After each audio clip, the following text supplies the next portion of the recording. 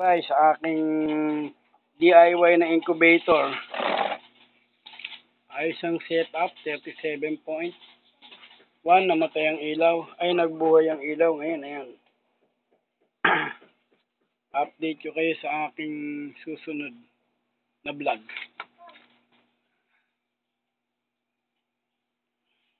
Nagsalang po ako ng 24 na itlog.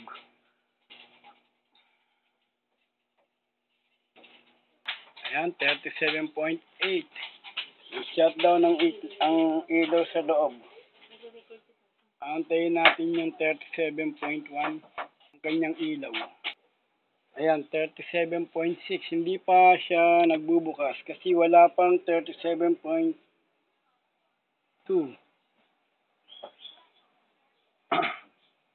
Itan, mahima ka.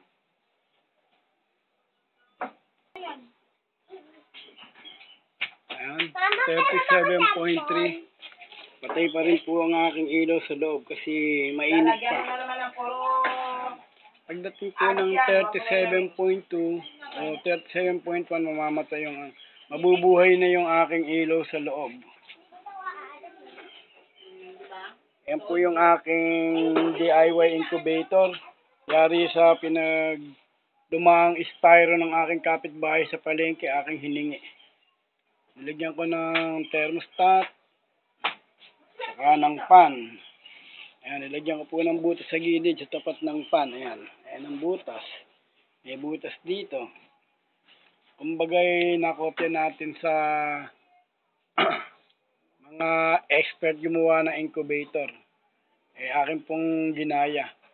Titingnan ko lang po kung ito magiging successful.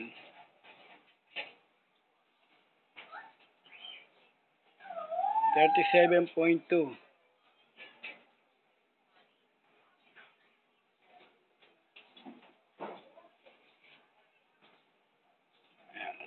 Patay pa yung kanyang ilaw sa loob, saka yung kanyang pan.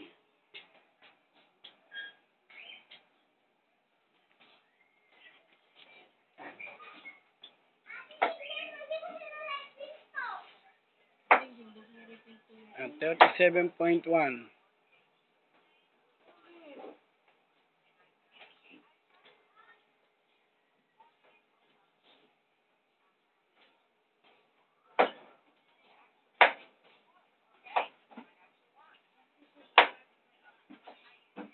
Bigyan mo naman yung nakatanga sa iyo. Malit lang, ubi. Kaso lang, bilang mo nakapuli. Nasa na. Kunin mo na yung alam para yung huwain.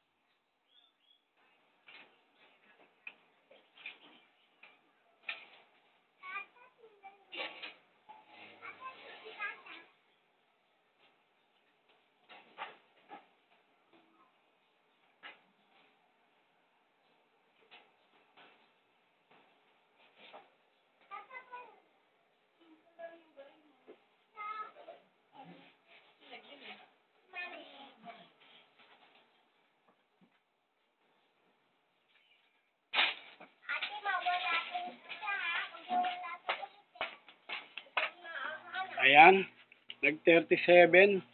Bumukas yung pan, bumukas yung ilaw. Perfect ang timing ng aking setup ng aking init na incubator. Update ko na lang po kayo after 10 days kung kakadling ko na. Sana po maging successful yung aking ginawang incubator. Yung po sa mga eksperto dyan, paki-comment na lang po kung merong mali. Sige, bye-bye.